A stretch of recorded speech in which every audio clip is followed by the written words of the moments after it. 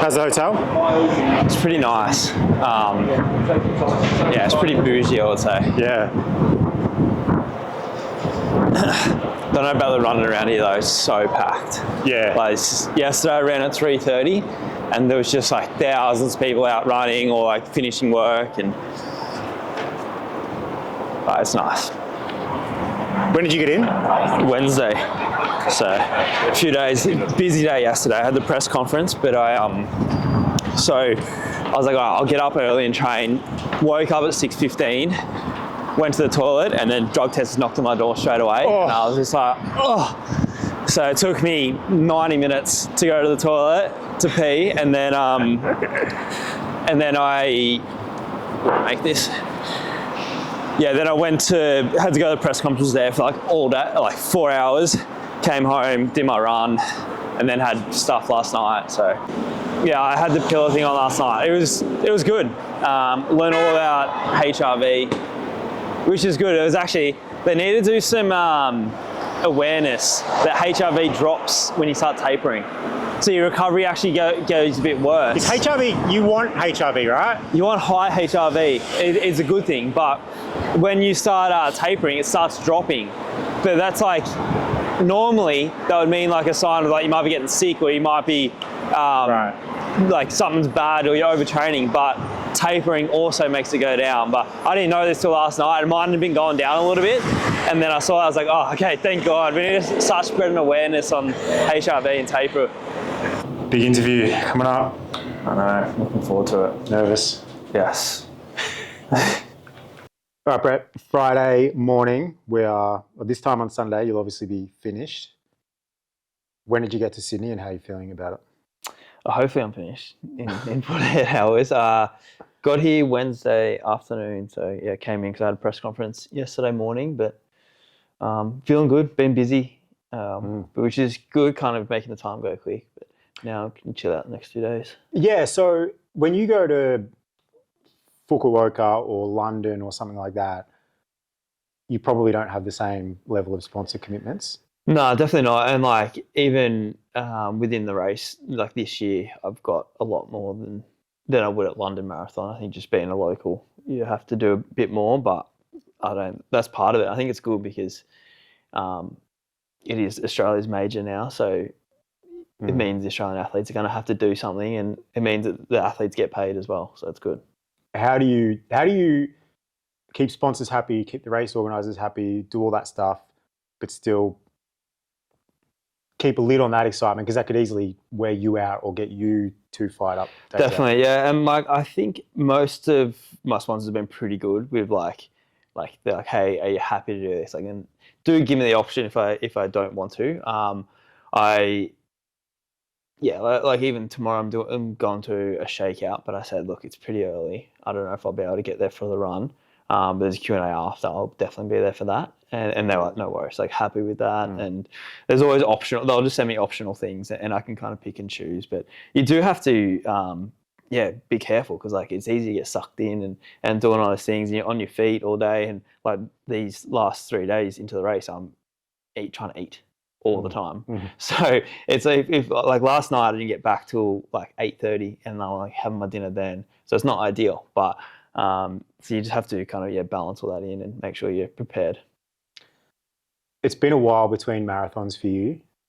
Not a great, probably by your own account, not a great 2024 or 2025, just in terms of getting to start lines. Your last marathon was Fukuoka 2023. Yeah. What's that which is 18 months ago, almost 2 years? Yeah, nearly 2 years. Because all we see of you is like, if you're not racing, you're pacing, you're putting huge weeks in on Strava, you're obviously talking about your training on the podcast, but like behind the scenes, is there periods in that 2 years where you're just like, shit, maybe I'm not getting back to the marathon? Definitely. Like it's been rough, honestly. Like probably missing the Olympics last year.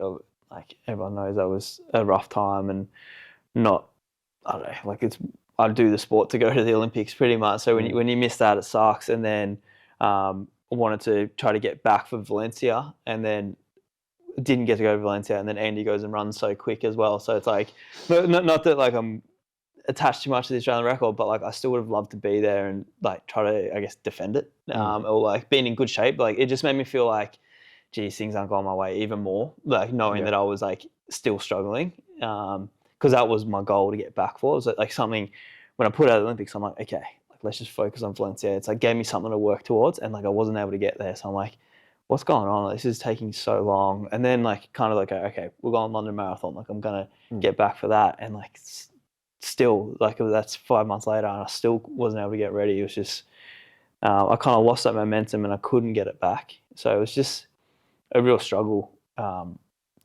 don't know, like running just felt terrible for a good 10 months. But the last, I'd say 3 months, 4 months have been really good. Like I've kind of felt like I'm back, feeling good, like really enjoying my running. And yeah, especially this marathon block, like I don't know, like I couldn't have asked for anything better, I reckon. Just like I just loved my running, felt like I was feeling good in my sessions, feeling good running. Didn't drag out. Like sometimes I feel like the block can drag out. With this one, I was just like excited, and like I've just been like so excited for this race.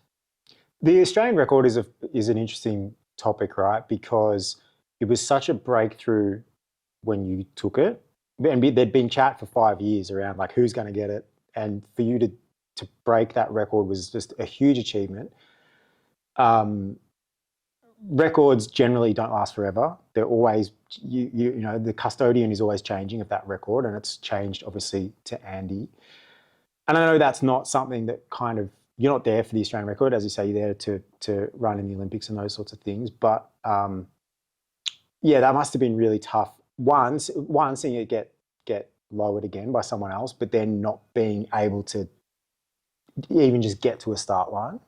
Yeah, I think so. And like you said, like you do feel like it's your record a little bit, but it's not your record. Like it's Australia's record, and you just get to hold it for a little bit. And that's probably like something now that I don't have is how I feel that way. Like when I got it, I'm like, nah, it's mine. Like no one can take it. It's Brett's record, but and Andy the same way is thinking it's his record. But and at the end of the day, like it will get lowered. Someone will beat it. The way that Australian running, especially all distances, is going right now. Like it's a matter of time before people start running quick. So you can't be too attached.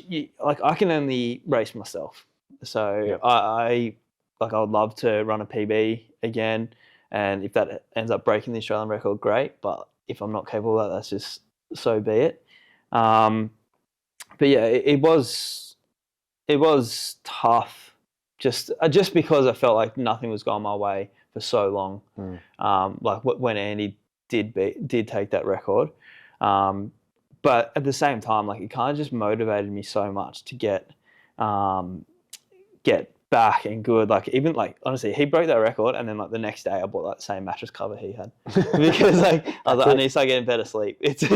And then I used it for a month and hated it, so I just got rid of it.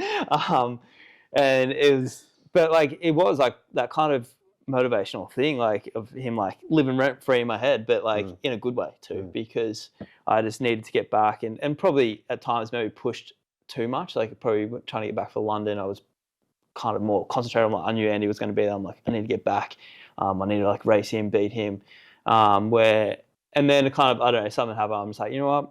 Let's just take my time, get back being fit, and the time will take care of itself. Like, and that's where I feel I'm at now. Like I feel good. I'm in good shape. But like, yeah, I don't feel that pressure of like trying to get this Australian record. Probably as well with Sydney, like it's not a time-based course. You're not going to run quick. I'll have an attempt later in the year to run as quick as I can, but it's now I'm just like, yeah, happy to be feeling good.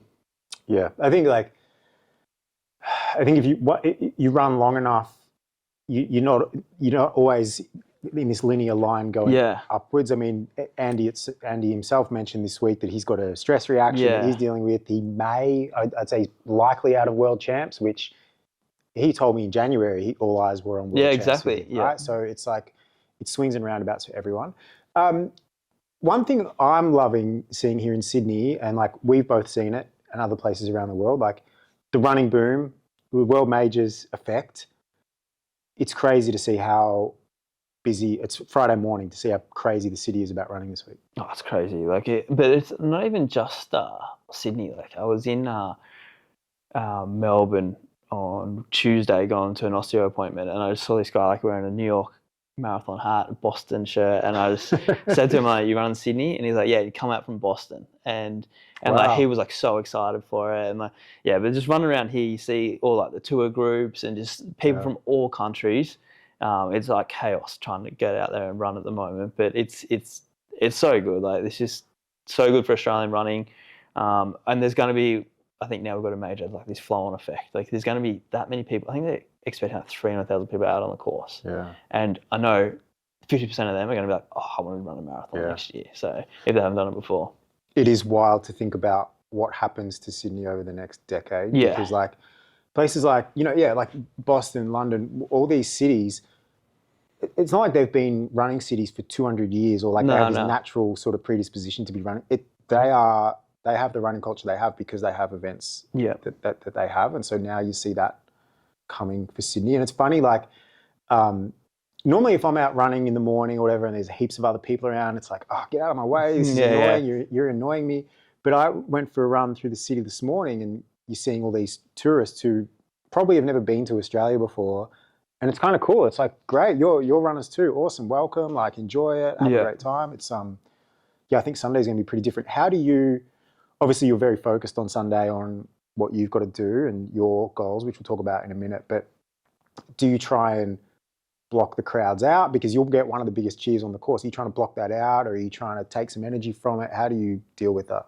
I'll definitely be trying to take energy from it. I think in that first half, I want to use it as a distraction, and just switch off from the actual race and just think about, like when I hear my name, like I'll kind of think about that or just think about the big crowds that are out there. I think that will definitely help me just get through that first half without using too much mental energy. So, and then hopefully then I wake up and then when it gets hard, hopefully people still cheer my name and kind of can push me to the line. So I think it can only be a good thing, a bit of a home ground advantage. Last one.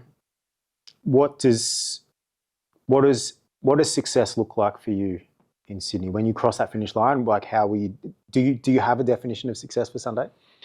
So look, I think obviously first Australian is a very big goal of mine. Like they got huge prize money this year, which won't be easy as well. No, it's not. Like you got good guys that are coming, guys running their first marathon as well. So which adds a bit of unknown to how they'll race and how they'll go in the marathon. But I want to be competitive in the whole field as well. Like I know they're talking about some crazy pace up front, but I honestly think that means there's people going to be blowing up, people are going to be DNFing, and then hopefully I can have a good one and be coming through and finish pretty high up in the race, which I honestly think I'm in the shape to finish pretty high. Yep. Awesome. Well, good luck. Thank you. We'll see you out there. Thank you. Good luck to you too. Yeah, I'll need it.